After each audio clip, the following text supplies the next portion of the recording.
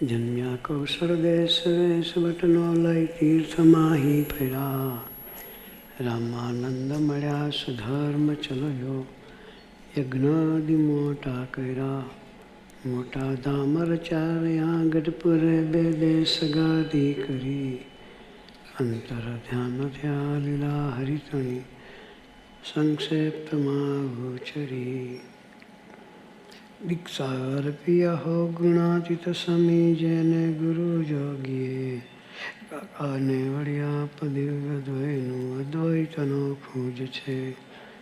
વેદે સાક્ષી અનંતના સર્વયા શાસ્ત્રી મહારાજનું.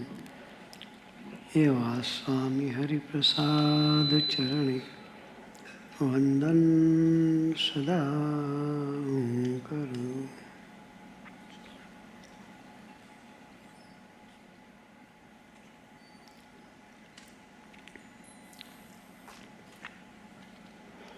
સહજાનંદ સ્વામી મહારાજની જય. હરિપ્રસાદ સ્વામી મહારાજની જય. આત્મીય સમાજની જય જય જય. દાસના દાસ થવાની જય જય જય.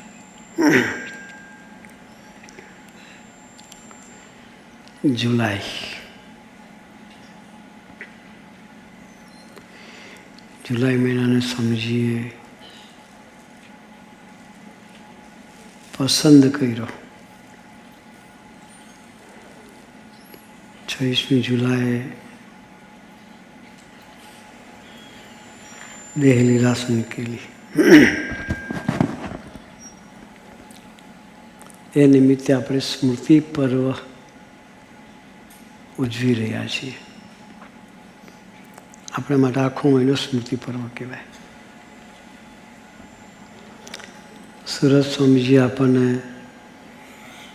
સ્વામીજી અદ્ભુત સ્મૃતિ જીવન દર્શનનું દર્શન કરાવ્યું.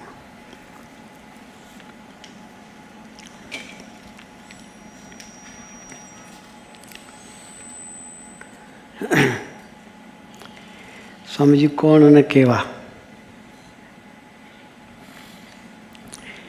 એમાં ડૂબવું પડે. અમે જ્યારથી બાકરો લાવ્યા છીએ 21 એપ્રિલથી, ત્યારથી દિવસમાં 2 વખત અમારી સભા કરીએ. એક સવારે 10 થી 11, 1 કલાક ભેગા થઈને ગોષ્ઠી કરી આનંદ કરીએ. બીજી સભા રાતે કરીએ. દિવસમાં 2 સભા રેગ્યુલર કરીએ. સ્વામીજીમાં ડૂબવા પ્રયત્ન કરીએ.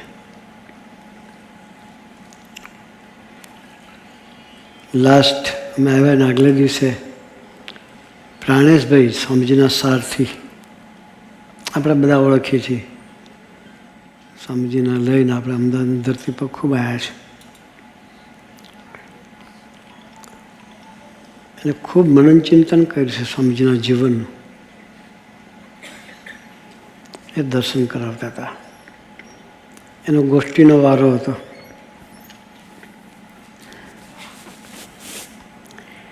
ગોષ્ઠીમાં એણે સરસ સ્વામીજીના જીવનનું દર્શન કરાવ્યું. સ્વામીજી કોણ અને કેવા. સુરત સ્વામી કહ્યું ને, 1837માં પ્રગટેલા સહજાનંદ સ્વામી, એની એ ચેતના સાધુ સ્વરૂપે, સ્વામીજી સ્વરૂપે આપણને મળ્યા. કાંઈ ફેર નહીં. એક બાજુ એ સમ્રાટ પુરુષ કહેવાય, રાજાધિરાજ પુરુષ કહેવાય.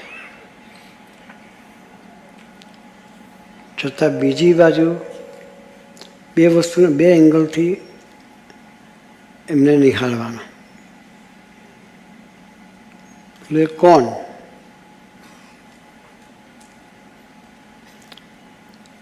કોણ તો ભગવાન સ્વામિનારાયણનું ઓરિજિનલ તત્વ, શું કહેવાય? કોણ એટલે ભગવાન સ્વામિનારાયણ ઓરિજિનલ તત્વ. કેવા? આટલા સમર્થ હોવા છતાં પણ દાસના દાસ થઈને જીવે.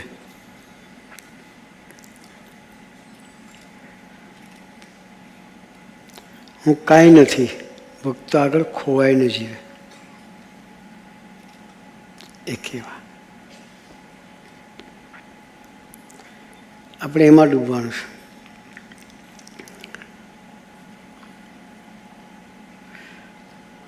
હડસન વેલી શિબિર હતી અમેરિકામાં.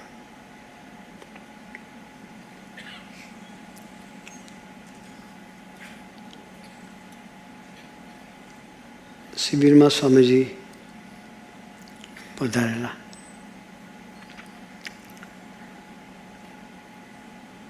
ત્રણ દિવસની શિબિર હોય,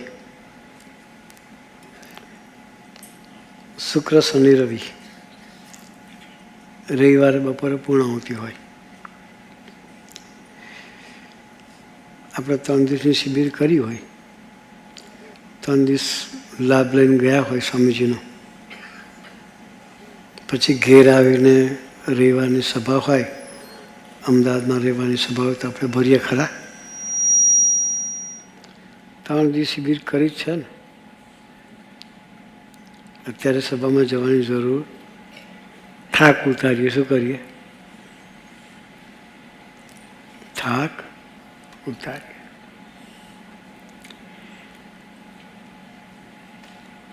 જ્યારે સ્વામીજીનું લાઈફ જોઈએ તો એ 3 દિવસની શિબિર હતી ને રવિવારે પૂર્ણાહુતિ થઈ. બપોરે 1:30 વાગે સભા પૂરી થઈ. કેટલા વાગે? પૂર્ણાહુતિની સભા 1:30 વાગે થઈ. પછી સ્વામીજી થાળ કરવા પધાર્યા.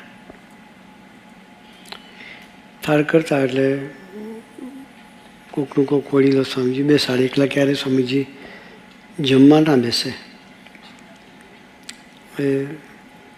જમતા જમતાની સાથે વાતો કરતા હોય સ્વામીજી. સ્વામીજી પૂછ્યું, આજે કયો વાર?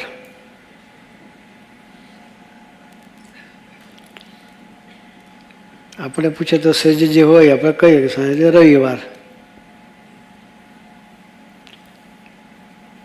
રવિવાર કે પછી કે તમે કયા મંડળમાં? કે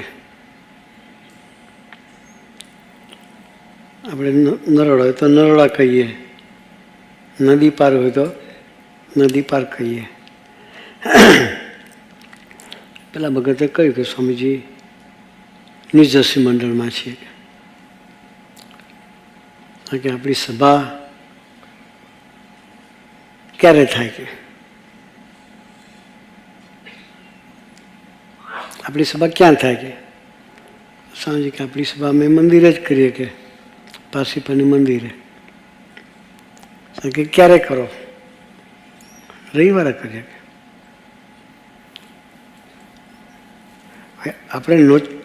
આપણે નેચરલી જવાબ આપતા હોઈએ, પણ એમાંથી સ્વામીજી શું પકડશે આપણને ખબર ના હોય. આપણને પૂછે તો આપણે એ રીતે જવાબ આપીએ. પેલા ભગતે કહ્યું કે સ્વામીજી અમારી સભા મંદિરે જ કરીએ છીએ ને રવિવારે કરીએ છીએ. સ્વામીજી કે આજે રવિવાર છે. કે સ્વામી પૂછ્યું આજે કયો વાર? આજે રવિવાર. આપણે કલ્પના ના કરીએ કે સ્વામી આજે ફરી સભા માટેનું પ્લાનિંગ વિચારશે. આપણે કલ્પના ન આવે. સ્વામીજી તો વાતમાં એટલી વાત શેર કરીને પછી સ્વામી જમ્યા પછી થોડો આરામ કર્યો. પણ પ્લાનિંગ ચાલે. રવિવારની સભા છે તો સભાને ટાઈમે મંદિરે પહોંચી જવાનું. 1:30 વાગ્યા સભા પૂરી કરી. પછી હરિભક્તોને મળ્યા. પછી જમવા પધાર્યા. 2-2:30 વાગે જમવા પધાર્યા છે. પછી આરામમાં ગયા. અડધો-પોણો કલાક આરામ કરીને તરત ઉઠીને ભાગ્યા.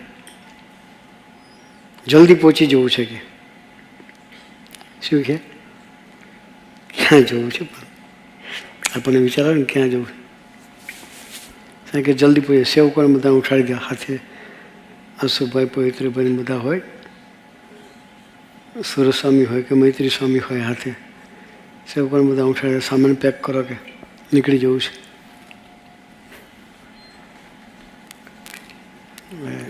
સામાન પેક કરાયો. પછી બધાને દર્શન આપતા આપતા સ્વામીજી નીકળતા હતા. શિબિર પૂરી થયો એટલે વાઇન્ડ અપ કરવાનું તો હોય. એટલે વાઇન્ડ અપ કરનારા સેવકો બધું વાઇન્ડ અપિંગ બધું પડ્યા હતા. ત્યાં જઈને સ્વામી પહોંચ્યા. કારણ કે જલ્દી વાઇન્ડ અપ કરો કે મંદિરે પહોંચી જાઓ કે 3 દિવસની શિબિરનું કે ટ્રકો ભરીને સામાન લઈ ગયા હોય એ બધો વાઇન્ડ અપ કરીને ઉઠાવવાનો હોય. સ્વામીજીને ઉતાવળ હતી મંદિરે સભા કરવાની. કારણ કે જલ્દી જલ્દી તૈયાર થઈને નીકળવા. પેલા બધા વિચાર કરે સાંઈ ક્યાં જવું છે? તો સાંઈ કે રવિવારની સભા છે ને, મંદિરે પહોંચી જઈને સભા કરી લઈએ. હજુ સભા પૂરી થઈને 1:30 વાગે તો સભા પૂરી થઈ. આપણને વિચાર સરખો ને આપણે સ્વામીજી કે મંદિરે જઈને સભા કરવી છે. ત્યારે કોઈક બોલ્યું કે સ્વામી બધા અહીં છે કે સભાવાળા બધા અહીંયા છે. ત્યારે સ્વામીજી કહ્યું જે ન આવ્યા હોય, જેને શિબિરનો લાભ ન મળ્યો હોય એ તો ત્યાં છે ને કે એ લોકોની સભા કરી શકે. એ ગરજ યોગી મહારાજની આજ્ઞા પાડવાની ગરજ છે. કોની? યોગીજી મહારાજની આજ્ઞા પાડવાની. રવિવારની સભા થવી જોઈએ. એમ 48 કલાકની સભા થવી જોઈએ. એટલે સ્વામીજી તો નીકળ્યા બધા મળતા મળતા સીધા મંદિરે. સાંજે સંધ્યા ટાઈમે મંદિરે પહોંચ્યા. બધાને સંદેશો કહેવાય હતો કે જલ્દી બધા જમીન આવી જાઓ, આપણે સભા કરવી છે. રાતે ઉકાળો પીને બધાને બેસાડીને સભા કરી. એક ગરજ એક ખટકો આપણને ખરો અઠવાડિક સભાનો. એને તો કંઈ સુખી થવાનું હતું નહીં, તો સ્વયં સુખી પુરુષ. છતાં એ ગરજ રાખે છે આપણને સુખી કરવા માટે. હું ખટકો નહીં રાખું, તમે કોઈ નહીં રાખો કે. ગુરુ 16 આની વર્તે ત્યારે સેવકો 1 આની વર્તે. કેટલું વર્તે? કેટલું વર્તે? એટલે એને વર્તવું પડે છે. મોટા પુરુષને વર્તવું પડે છે. એનું કારણ એની પાછળ આપણે ફોરો જે કરનારા છીએ ને, અમે સંતો હોય કે તમે હરિભક્તો, એ લોકોના જીવનમાં આળસ ન આવે, સ્ટેગ્નન્સી ન આવે, એ માટે એ દાખલો કરે. આપણા જીવનમાં આળસ કે સ્ટેગ્નન્સી ન આવે માટે એ ખટકો રાખે.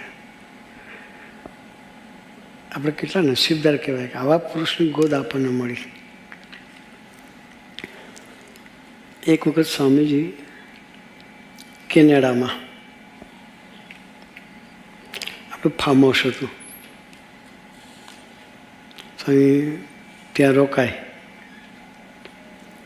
અને ભક્તોને આનંદ કરાવે.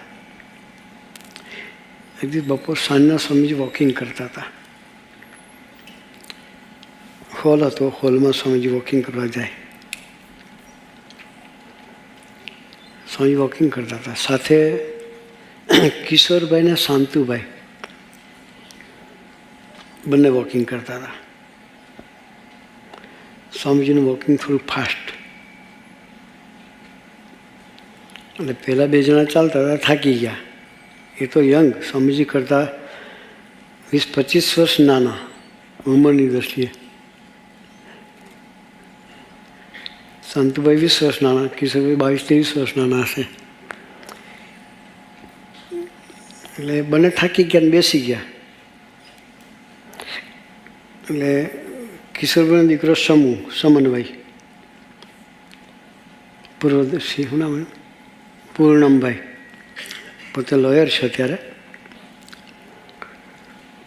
એ સ્વામી સાથે ફરતા હતા. એટલે પેલા બે થાકી ગયા અને બેસી ગયા. પછી બેઠા બેઠા વાતો કરતા હતા. કિશોરભાઈ શાંતુ બંને સગા ભાઈઓ, સેમ બ્લડ. કે હવે કિશોર કે મારા 58 થયા, શાંતુભાઈ કે મારા 60 થયા. કે આમ 58 વર્ષે રિટાયરમેન્ટ હોય. બંને વાત કરે કે હવે આપણે બંને રિટાયરમેન્ટ લઈ લઈએ. કે શું કહે? એકના 58 થયા, બીજાના 60 થયા. 2 વર્ષનો ફેર બે ભાઈ હોય છે. તો બંને વિચાર કરે આપણે હવે રિટાયરમેન્ટ લઈ લઈએ. સ્વામીજી વોકિંગ કરતાં કરતાં સાંભળી ગયા. સ્વામીજી કેટલું આપણું જતન કરે છે એની વાત કરું છું. વોકિંગ કરતાં કરતાં સ્વામીજી સાંભળી ગયા. રાઉન્ડ મારીને આ બીજું રાઉન્ડ થયું એટલે સ્વામીજી ઉભા રહ્યા. સાહેબ કે શું વાત કરો છો કિશોર? સાહેબ કિશોરભાઈને પૂછે, સાહેબ કે શું વાત કરો છો? તો સાહેબ કે શાંતુભાઈને બે જણા એ વાત કરતા હતા કે મારા 58 થયા તારા 60 થયા. કે હવે આપણે રિટાયરમેન્ટ લઈ લઈએ. કે તો સમજીએ શું કહ્યું છે? એ લોકોને 60 થયા, સ્વામીજીના 82 વર્ષ હતા. કેટલા હતા? 82 વર્ષની સ્વામીજીની ઉંમર હતી. છતાંય સ્વામીજી રિટાયરમેન્ટ નહોતું લીધું. એટલી સ્પિરિટથી સ્વામીજી દોડતા હતા અને સેવા ભક્તિ કરતા હતા. એટલે સ્વામીજીએ બંનેને કહ્યું કે કિશોર, શાંતુ, તમારા લોકોના દેહભાવના તોડવા માટે આટલા વર્ષ મેં દાખલો કર્યો. કે શું કહે? તમારા દેહભાવમાંથી બહાર લાવવા માટે એટલા વર્ષ દાખલો કર્યો. હવે રિટાયરમેન્ટ લઈને તમે દેહભાવનું પોષણ કરશો? કે આ જતન કોણ કરે? આ જતન કોણ કરે? આવા માવતર ક્યાં મળે કે આપણા આત્માનું જતન કરે? કે તમે દેહભાવ વધારશો, જ્યાં સુધી તમે દેહભાવયુક્ત જીવન જીવશો ત્યાં સુધી તમે ક્યારેય બ્રહ્મભાવે નહીં જીવી શકો. તમે ક્યારેય ભગવાનના થઈને જીવી નહીં શકો. દેહભાવ તો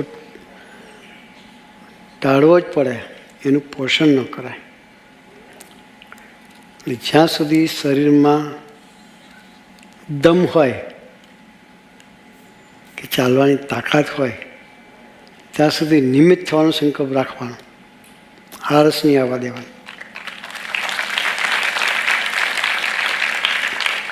આપણે સ્વામીજીના જીવનમાં જોયું છે કે છેલ્લે ધામમાં જતા સુધી આપણને કોઈ નહીં આળસુ થવા નથી જાય ને. આપણું જતન કર્યું છે પોતે રહ્યા નથી આળસુ. 2020માં સાની ઉંમર કેટલી હોય? 87 વર્ષની ઉંમર હતી. કેટલી હતી? 87 વર્ષની ઉંમરે સ્વામીજી ઓસ્ટ્રેલિયા, ન્યુઝીલેન્ડ વિચારમાં જતા હોય તો પછી આપણને આળસુ થવા દેવાય? દેહભાવના ભૂક્કા કાઢી નાખ્યા આપણા. એટલે ભૂલી ચૂકે દેહભાવનું પોષણ આપણે થવા દેવું નથી.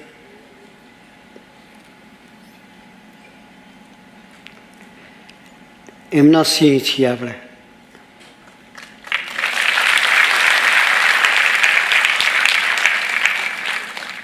એમના દીકરા એના જેવા જ હોવા જોઈએ. હા, આળસને પહેવા જ નહીં દેવાની. સ્વામીજીએ મારી એક ડાયરીમાં લખ્યા કર્યું, સુરસાઈ, આળસ એ જીવતા માણસની કબર છે. શું લખ્યા પેલું? મારી પોતાની ડાયરીમાં, આળસ એ જીવતા માણસની કબર. માણસ જીવતો હોય પણ જો આળસુ હોય તો કબરમાં સૂતેલા જેવો જ છે, કામ ના લાગે. આળસુ માણસ કામ ન લાગે. એટલે આપણે બધાએ જાગૃત રહેવું છે. બસ એને જે સેવાની તક આપણને આપી છે, આવો સરળ સમાજ સ્વામીજી ધરતી પર ઊભો કર્યો છે. એ સમાજની સેવા ભક્તિ કરવાની જે તક આપણને મળી છે, એ આળસે કરીને આપણે ગુમાવીએ નહીં. બસ આપણે તો કશું કરવાનું નહીં, તૈયાર તો એણે કર્યા છે, આપણે તો એને પોષણ આપવાનું છે. સ્વામીજી જે આપ્યું છે આપણું, સ્વામીજી આપણું જતન કર્યું છે. હવે આપણી બધાની જવાબદારી વધી ગઈ છે કે આપણે જે સમાજમાં બેઠા છીએ, સમાજને આપણે સ્વામીજીના મહિમાની વાત કરીને પોષણ કરવું છે. બસ કે આવા પુરુષની ગોદ આપણને મળી, આ પુરુષે આપણું જતન કર્યું, આપણે એના સમાજનું, એના દીકરાઓનું જતન કરીને આપણે ભક્તિ અદા કરવી છે. એમાં આળસ નથી આવવા દેવી. તો વિશેષ કોઈ વાત નથી કરવી. સરસના તમારા બધાના દર્શન થયા. આપણે બધા અહીંથી સંકલ્પ કરીને જોવું છે બસ કે તને જે ગમે છે, તું જે મિશન લઈને આવ્યો છું ધરતી પર, સ્વામીજીનું સૂત્ર, સ્વામીજી યોગી મહારાજના સૂત્રને પકડીને ઠેઠ સુધી જીવ્યા, એવું કો મારું હૃદય છે. તો સ્વામીજી શું કહ્યું કે મારી પૂજા છે. એથી એક સ્ટેપ આગળ ચાલ્યા, એથી આગળ ચાલ્યું, એવું કે મારું સર્વસ્વ છે. બાપાના સૂત્રને પોતે પરાકાષ્ઠાએ પહોંચાડ્યું ને એવું માનીને એને યુવકોની સેવા કરી છે. તો આપણે બધા જ એ સ્વામીજીની જે ભાવના હતી, એ ભાવનાને આપણે જીવંત રાખવી છે. નિમિત્ત થઈને આપણે સેવા કરવી છે. તો એવી જાગૃતતા સાથે, નિમિત્ત થવાની ભાવના સાથે આપણે બધા દોડીએ. અને આપણને સરસ સ્વામીજી યોગ આપ્યો છે, જાગૃત સાધુનો યોગ છે.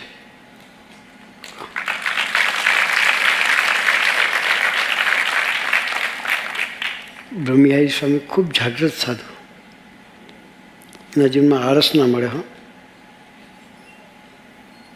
આપણને બધાને કથા વાર્તાથી લીલા પલ્લવિત રાખ્યા છે.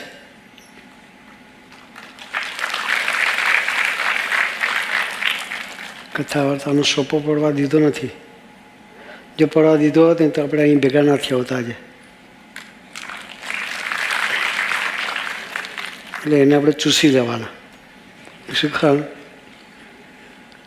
સંબંધ બાંધી લેવાનો. આપણી પર અધિકાર કરી શકે એવો સંબંધ જોઈએ. જોકે અત્યારે બધા પ્રાર્થના એક જ વસ્તુ કરે છે, નાના હોય કે મોટા, જગદીશ કાકા હોય કે ડૉક્ટર સાહેબ હોય, એ પણ એક જ પ્રાર્થના કરે કે બસ બ્રહ્મિયારી સ્વામીને હોશિયાર ના કરીએ. જો વડીલો આવી પ્રાર્થના કરતા હોય, અમારા માટે તો એક આદર્શ કહેવાય કે આવા સમાજની વચ્ચે એમના દર્શન કરવાની એમને તક મળી. દરેક દીકરાઓ, જે કોઈ દીકરાઓ આવે છે પગે લાગવા, એક જ પ્રાર્થના કરે બસ કે બ્રહ્મિયારી સ્વામી સાથે જીવ જોડી દઈએ. એમને જે ગમે છે એવું કરીએ તો સ્વામીજી રાજી થઈ જાય. તો આપણે બધાએ એ વસ્તુ પકડી અને સ્વામી સાથેનો સંબંધ બાંધવો છે. બસ સ્વામીજીનું જે કાર્ય, સ્વામીજી આપણને જે નિમિત્ત બનાવવા માગે છે, એ કાર્યમાં સર્વોપરી નિમિત્ત થઈ અને આપણી યુવા સેના હોય કે આપણી અમરીશોની સેવા હોય કે પરિવાર સમાજ છે, એમાં નિમિત્ત થઈને આપણે દોડવું છે. દરેક જે પરિવારવાળા જે વડીલો છે, દર વર્ષે 4-5 નવા પરિવારને આપણે એડ કરીએ. બ્રહ્મિયારી સ્વામીને કહે કે અમારા 5 પરિવારમાં તમારે પધરામણી કરવાની છે. નવા પરિવારમાં લઈ જાઓ, આપણે ઘર નહીં લઈ જઈએ તો એ રાજી થશે. નવા 5 ઘર લઈ જઈશું તો એ રાજી થશે. યુવકો જે છે એ નવા 5 યુવકો તૈયાર કરે તો સ્વામીજી ખૂબ રાજી થઈ જાય. આપણે એવા ઉમંગથી દોડવું છે અને સ્વામીજીના હૈયે હાસ કરાવી છે. તો એ ભક્તિ કરવા માટે, એવા નિમિત્ત થવા માટે, એવા ઉમંગથી બ્રહ્મિયારી સ્વામીને આપણે સાથે રાખી, એને આગળ રાખી આપણે બધા દોડીએ અને સ્વામીજીના હૈયાને હાસ કરાવીએ. એ જ આ સ્મૃતિ પર્વ નિમિત્તે આપણા સૌ વતી અંતરની પ્રાર્થના સહજાનંદ સ્વામી મહારાજની.